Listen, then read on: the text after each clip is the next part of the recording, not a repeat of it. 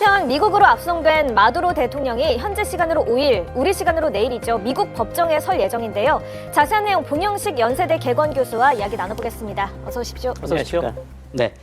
자, 이재명 대통령 방중 이틀차를 맞고 있는데요. 새해 들어서 대통령의 첫 해외 순방이고 중국도 첫 새해 손님 맞이기 때문에 일단 다른 걸 차치하고서라도 새해 첫 순방과 손님 맞이라는 것만으로도 어떤 한중 간의 관계를 좀 가늠해 볼 수 있는 의미가 있어 보입니다. 네, 그렇습니다. 시진핑 주석이 그 경주 에이펙 정상회의에 참석하면서 이재명 대통령과 양자회담을 가졌을 때 11년 만에 다시 국빈 방문을 해서 매우 기쁘게 생각했다고 발언을 했습니다. 예.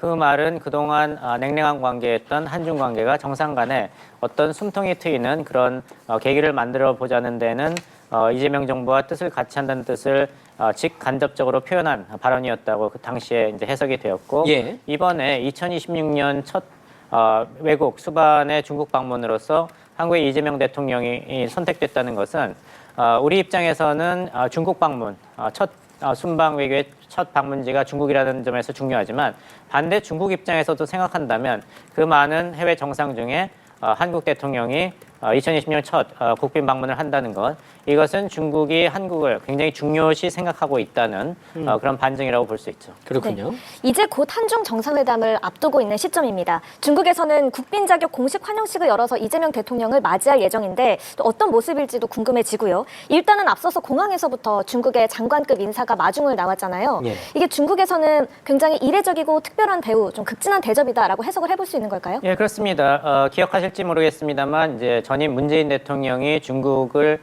국빈 방문을 할 때는 한반도에서 북한과 미국이 완전 파괴, 트럼프 대통령 늙은 늑다리라고 서로 부르면서 또 북한이 계속해서 화성, ICBM을 시험 발사할 때라서 굉장히 위험한 상태였죠.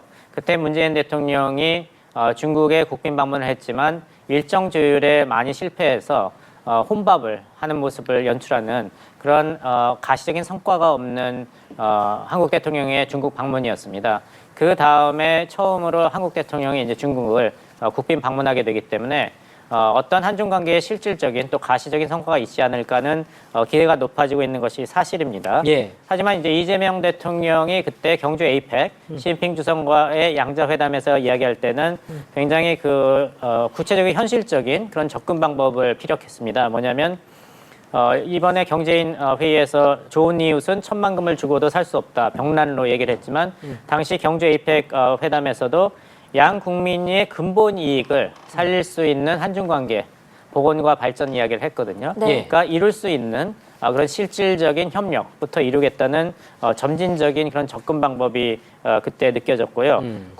양측 국민이 체감할 수 있는 성과가 있어야 된다. 시진핑 주석과 나의 공통점은 지방에서부터 인민들과 함께 부대끼면서 성장한 정치 지도자다. 따라서 이 전 국민이 양국의 전 국민이 실질적으로 혜택을 받을 수 있는 한중 관계 보훈과 발전에 힘쓰자는 메시지를 전했던 것이 기억납니다. 여기에 대해서 당시에 시진핑 주석이 한국과 중국은 이사갈 수 없는 중요한 이웃이고 떼려야 뗄 수가 없다고 얘기했고 한국이 지역 평화에 더 많은 긍정 에너지를 불어넣어줬으면 좋겠다. 중국도 여기에 힘쓰겠다고 얘기를 했기 때문에 한반도에서의 평화와 안정, 공동 번영을 위해서 한국과 중국이 어떻게 입장을 조율할 것인가가 먼저 기대가 되고 거기에 나가서 이제 트럼프 행정부 2기의 글로벌 전략, 그 파장에 대해서 한국과 중국이 어떤 교집합을 만들 수 있을 것인가도 논의될 것입니다. 그렇군요. 지난해 이제 경주 에이펙 정상회의 때 만남을 갖고 두 정상이 2개월 만에 다시 만남을 갖게 되는 건데 그런 만큼 이제 이번에는 한반도 어떤 평화 문제 등에 있어서 좀 더 깊이 있는 심도 높은 논의가 이루어질 거라는 전망도 나오고 있는데 구체적으로 교수님 모실 때 어떤 내용들이 테이블에 좀 올 거라 예상되세요?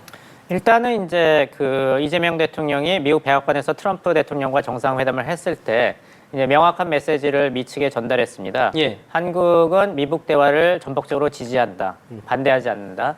한국은 페이스메이커가 되겠고 미국의 트럼프 대통령이 피스메이커가 되기를 바란다. 이런 얘기를 했어요. 예. 그렇다면 중국에 대해서 한반도 평화의 중요한 파트너로서 한국이 중국을 어떻게 인정하느냐, 어떤 것을 기대하느냐 메시지는 미국 간의 이제 한반도 비핵화와 지역 평화를 위해서 큰 대화가 곧 있을 것으로 예상되는데 여기서 중국이 북한에 대해서 대미 견제 전략 차원에서 굉장히 강경한 입장을 무조건적으로 고수하는 것은 생산적이지가 않다.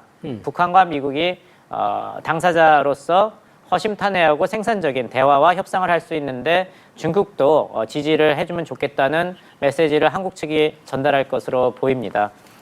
시진핑 주석뿐만 아니라 역대 중국 정부가 한국 정부와 미국 정부가 북한의 이런 핵 미사일 도발에 대해서 좀 더 책임 있는 행동을 보이고 북한에 대해서 영향력을 행사해 달라 했을 때 중국 측의 공식적인 입장은 한결같았습니다. 주체 사상에 기반한 북한은 중국의 말을 듣지 않는다. 그러니까 중국이 북한에 대해서 할 수 있는 영향력은 제한돼 있다 이런 입장이었어요. 근데 흥미로운 것은 막상 트럼프 대통령의 일기 때 북한과 정상회담을 한다고 하니까 갑자기 기억하시겠습니다. 김정은 위원장과 시진핑 주석 간의 정상회담이 시리즈로 일어났죠. 그랬었죠. 그러니까 이번에도 비슷한 경우가 일어날 것 같은데 네. 과연 80주년 전승절 열병식에 김정은 위원장이 딸 주애를 대동하고 천안문 열병식에 참석을 했는데 그때 이미 앞으로 미북 간의 정상 간 협상과 대화에 대해서 의견을 교환했을 것으로 추측이 됩니다. 여기에 대해서 정상 간의 입장을 교환했을 것이고 중국 시진핑 정부도 중국의 입장을 김정은 위원장에게 전달했을 텐데 한국의 이재명 정부는 그 맥락에서도 그동안 교착되고 악화됐던 한반도 비핵화 문제가 어느 정도라도 생산적인 방향으로 진행할 수 있는데 중국이 책임 있는 역할을 해달라는 메시지를 전달할 것으로 예상됩니다. 그렇군요. 오늘 한중 정상회담에서 나올 이야기들, 그 내용들을 좀 예상을 해보자면 앞서 교착 상태인 북한과의 관계에 시진핑 주석의 역할을 기대한다라고 말씀을 하셨었잖아요. 그렇다면 앞으로 이제 4월에는 트럼프 대통령의 방중이 있고 또 이를 계기로 북미 대화의 물꼬가 트일지 이런 점이 좀 주목되고 있는 상황인데 그렇다면 오늘 한중 정상회담에서 북미 대화와 관련한 언급이 나올 거라고 예상하십니까? 피해갈 수 없는 의제라고 봅니다. 중국 측 입장에서도 여기에 대한 지대한 관심을 보이고 있는 게 이미 언론을 통해서 나오고 있죠. 예. 주한미군의 역할 확대에 반대한다는 그런 입장을 중국 정부가 한국에 전달했다는 이 언론 보도도 결국에 가서는 이제 북한의 핵 미사일 위협에 한미일이 어떻게 공조하느냐, 여기에 그 한반도에서의 그런 군사 균형과 그 상황이 어떻게 변할 것인가는 중국에게도 직접적인 이제 군사적 안보적인 의제이기 때문에 북한 얘기를 양국 정상이 피해가는 것은 사실 정상회담의 목적에 부합하지 않습니다. 예. 한국의 입장은 더 말할 것도 없겠죠. 네. 하지만 또 동시에 우리가 생각해야 될 것은 과연 이 중국이 한미 안보 협력, 경제 협력에 대해서 어떤 입장을 표하거나 요구를 했을 때 우리가 어떤 식으로 반응을 해야 될 것인가. 이재명 대통령이 지난번 에이펙 경주 시진핑 주석과의 만남에서 강조한 것은 오랜 세월 동안의 한중 경제 협력이 수직적 분업에서 수평적으로 변화하였다.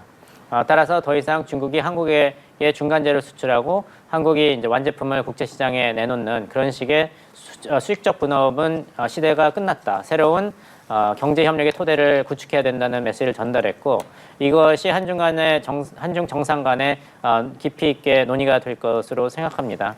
한 가지 흥미로운 것은 당시 이제 트럼프 대통령과 경주 정상회담에서 이재명 대통령이 공개 발언을 했죠. 한국 핵 잠수함 추진과 핵 원료에 대한 미국의 지원을 요청했고 트럼프 대통령이 한국의 핵 추진 잠수함 건조에 대해서 지지를 공식적으로 표명했습니다. 그것이 한미 간의 팩트시트에서도 다시 한번 확인이 됐죠. 여기서 흥미로운 것은 왜 중국이 격렬한 반응을 보이지 않았는가입니다. 네. 왜냐하면은 2016년 한한령이 시작된 계기는 박근혜 정부가 미국의 한반도 사드 배치를 허용한 거에 대한 결과였지 않습니까? 그 다음에 문재인 정부는 중국에 대해서 소위 산불 입장을 표현했습니다. 뭐냐면 더 이상 추가 배치가 없다. 사드의 한반도. 그리고 한국은 미국의 지역 미사일 방어 시스템에 편입되지 않을 것이다.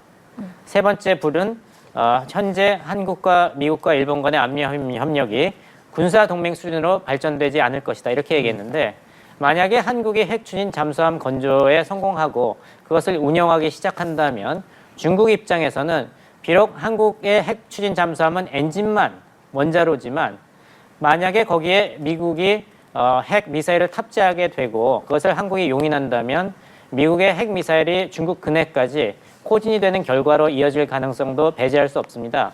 그렇다면 이 3불 중에서 한미일 안보 협력이 군사동맹 수준으로 가는 것에 한국이 반대한다는 문재인 정부 때의 3불 정책이 없어지는 것이거든요. 예. 그런 위험성이 있음에도 불구하고 아직까지는 한국의 원자력 추진 잠수함 건설에 대해서 중국 측이 격렬한 반대라든지 비난 성명은 내놓고 있지 않습니다. 네. 이것을 어떻게 볼 것인가?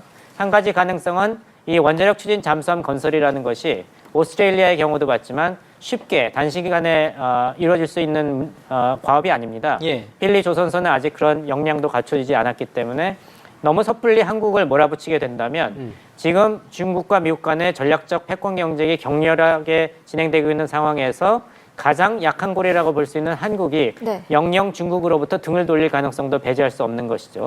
그런 위험성이 있기 때문에 아직은 한국의 핵 추진 잠수함 건설에 대해서는 중국이 노골적으로 반대하는 그리고 비난하는 입장을 취하지 않고 좀 지켜보고 있는 것이 아닌가. 아직은 설득의 그런 단계에 있다는 판단을 내렸을 가능성이 있고, 두 번째는 한국의 국력과 위상이 그만큼 강해졌다는 것입니다. 예. 미국의 입장에서도 본다면 한국을 배제하고는 미국의 제조 부활이라든지 미국의 군사 선박, 전함, 잠수함 건조가 실현될 가능성이 없는 것이죠. 이번에 나온 트럼프 행정부의 국가안보 전략 NSS를 보면은 한국을 계속 강조하고 있습니다. 흥미로운 것이 이번에 국가안보 전략에서 북한은 한 번도 언급이 안 됐는데 한국은 그 어느 때보다 자주 언급이 됐습니다. 이것이 한국에 대해서 비난을 하는 것이 아니라 부유하고 선진화한 국가들이 각자 지역에서 집단 방어에 훨씬 더 많은 기여를 해야 된다. 그러면서 한국과 같은 능력 있는 국가를 언급했고, 아틀라스처럼 미국이 세계 질서를 혼자 떠받치는 시대는 끝났다 얘기하면서 제1도련, 일본 구슈 남단과 오키나와 대만 필리핀을 연결하는 제1도련 어디에서든지 침략을 저지할 수 있는 군사력을 구축하는 것이 미국 글로벌 안보 전략의 핵심이라고 얘기했거든요. 예. 그렇다면 그 뒷배에서 한국이 한반도 안보에 더 큰 역할과 책임을 맡아야 되는 전제가 깔려 있는 것입니다. 따라서 미국 입장에서도 한국을 어디까지 몰아붙이거나 소외시킬 수가 없고, 중국 입장에서도 한국에 대해서 비난 입장만을 고수한다면은 이 주춧돌이라고 볼 수 있는 한국이 미국 쪽으로 가거나 중국 쪽으로 가거나 이렇게 된다면 미국으로서도 중국으로서도 패권 경쟁에서 정말 크나큰 손실이 될 수 있는 것이죠. 그 단순히 네 편이야 내 편이야 이제 이렇게 취할 수는 없는 그러니까 상황인 예전 거네요. 같이 이제 그렇죠. 중국이 항상 한국을 압박할 때 한 얘기는 불장난을 하지 말라, 불장난하다 타 죽는다 이런 경고를 내세웠고, 당연히 다자주의를 견제해야 된다. 그리고 한국이 아무리 미국과 가깝게 지내려고 해도 지정학의 그늘에서 벗어날 수 없다. 한국이 태평양 반대쪽으로 이사갈 수 없다. 이런 얘기를 했거든요. 네. 근데 이번에 나오는 시진핑 정부의 언사를 보면은 이재명 정부에 대해서는 굉장히 우호적이고 조심스럽습니다. 그것은 그만큼 미국이 한국과 같은 미국 협력 국가를 관세 폭탄이라든지 군사비 증액 요구라든지 해서 몰아붙이고 있지만, 여기서 한국이 중국 편으로 경사될 것을 당연시할 수는 없다. 중국도 그만큼 한국에 대해서 성의를 보여야지 한국이 중국과 미국 사이에서 어느 정도 입장을 취할 것이라는 그런 전략적인 계산이 깔려 있는 것으로 보입니다. 알겠습니다. 자, 자연스럽게 주말 사이에 뜨거운 국제 이슈가 됐었던 미국의 베네수엘라 공습에 대한 얘기로 좀 넘어가 보도록 하겠습니다. 이번 미국의 공습의 명분, 거대 밀매 조직 소탕한 거대 마약 밀매 조직을 소탕한 거다 뭐 이런 거였는데, 그리고 그 조직의 수장이 마두로 대통령이었다 뭐 이런 내용이었는데, 한편으로 보면 베네수엘라가 중국의 원유 최대 수출국이어서 어떤 에너지 패권 등을 얻고 중국을 견제한 게 아니냐 이런 분석도 나오는 것 같더라고요. 그것이 모두 다 정답이죠. 예. 그렇기 때문에 중국과 멀리 떨어져 있는 남아메리카에 위치한 베네수엘라에 대해서 이렇게 미국이 군사행동을 취한 것입니다. 결국에는 베네수엘라에 들어간 이유는 베네수엘라가 미국의 안보 위협을 하기 때문도 있지만, 마약 문제는 항상 모든 패권 국가가 가장 경계하는 문제입니다. 역사적으로 보면은 제국의 몰락은 내부에서 시작되지 않습니까? 그 중에 하나가 마약입니다. 중국의 역사가 그걸 잘 얘기하고 있죠. 청나라의 몰락이 아편으로부터 시작됐지 않습니까? 그래서 중국 정도 마약 단속에 있어서는 굉장히 강경한 입장을 취하고 있죠. 이런 역사적 교훈이 있으니까. 네. 미국도 마찬가지입니다. 매년 마약 복용으로 사망하는 숫자가 11만 명입니다. 그래서 캐나다와 멕시코에 대해서 관세 협상을 할 때도 펜타닐 단속을 강조한 것이 그런 이유입니다. 그리고 코카인, 다른 마약류의 불법 수출의 근원이 바로 베네수엘라와 콜롬비아입니다. 그래서 이런 국내 안보적인 이슈에서도 베네수엘라의 마두로 정권 축출에 나설 이유도 됐지만, 말씀하신 대로 이 베네수엘라가 중국에 대해서 원유 수출을 하고 있기 때문에 계속해서 베네수엘라가 계속 중국에 대해서 원유 수출을 한다면 가장 큰 수입 국가로서 중국에 대해서 아무리 트럼프 대통령이 관세 폭탄을 던진다고 해도 중국이 버틸 힘을 계속 유지할 수 있습니다. 중국이 버틸 수 있는 거는 원유가 계속 들어오기 때문이거든요. 그렇죠. 베네수엘라에서 들어오고 베네수엘라 원유 수출의 55%에서 80%가 중국으로 흘러갑니다. 그걸 끊어야 되고 그 다음에 천연가스는 러시아로부터 들어옵니다.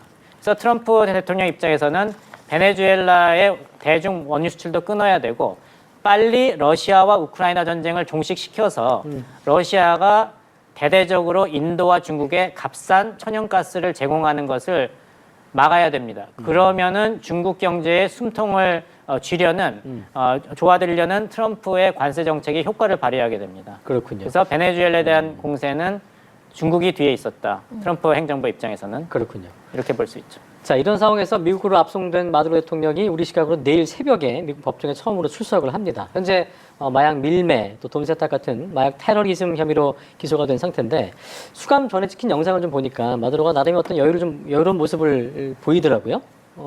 법정에서 어떤 모습일지 궁금한데 어떻게 좀 예상하세요? 그렇습니다. 재판 시작하기 전하고 재판 시작했을 때 피고인의 모습이 많이 달라지는 것을 우리가 종종 볼 수 있습니다.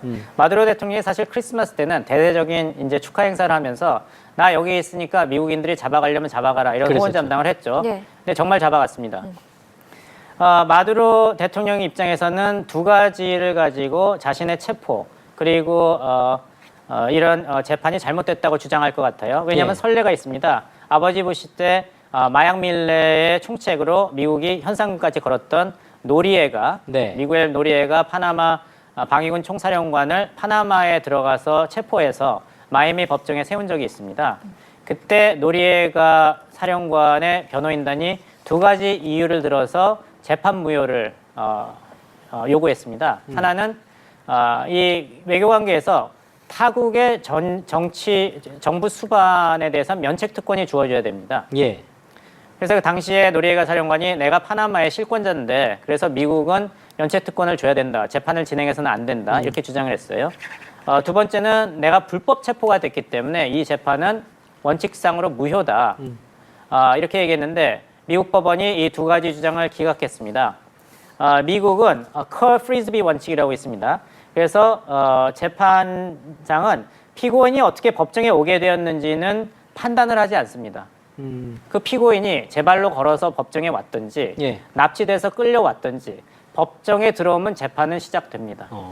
그래서 그것을 기각했고 두 번째 국가원수 면책권에 대해서는 노리에가 당신이 파나마의 실권자인지 모르겠지만 대통령이 아니니까 정부 수반이 아니고 그래서 인정할 수 없다. 그럼 마두로 대통령 어떻게 되나요? 대통령 아닌가? 트럼프 대통령 1기, 바이든 행정부, 이번에 트럼프 대통령 2기 때부터 미국 정부는 마두로 대통령을 대통령으로 인정하지 않았습니다. 그렇군요. 따라서 면책특권을 줄 의무가 없다고 주장하기 때문에 마두로 대통령과 그 영부인이 재판에서 이기기는 굉장히 힘들지 않을까 생각합니다. 알겠습니다. 네, 이번 마두로 체포 사태를 두고서 독재자 축출을 환영한다 또는 국제법 위반으로 규탄한다. 국제사회의 평가가 엇갈리고 있는 상황인데 좀 간단하게 여쭙겠습니다. 유엔 안보리가 이번 사태 논의하기 위해서 긴급 회의를 소집했잖아요. 어떤 결과 예상하세요? 아무 결과도 나오지 않을 것입니다. 왜냐하면 미국이 거부권을 행사할 수 있을 것이고 아까 말씀드린 1979년, 80년 파나마 사태 때도 거부권을 행사해서 안보리가 아무 역할을 하지 않았기 때문에 예. 결국에는 이것은 과연 이 정치적인 불안정이 확대되느냐가 미국한테는 중요한 것이지 이 국제법 위반 준수 문제는 굉장히 지엽적인 문제다. 트럼프 행정부에게는 이렇게 보입니다. 알겠습니다. 지금까지 국제 이슈 봉영식 연세대 개공교수와 함께 짚어봤습니다. 오늘 말씀 고맙습니다. 고맙습니다.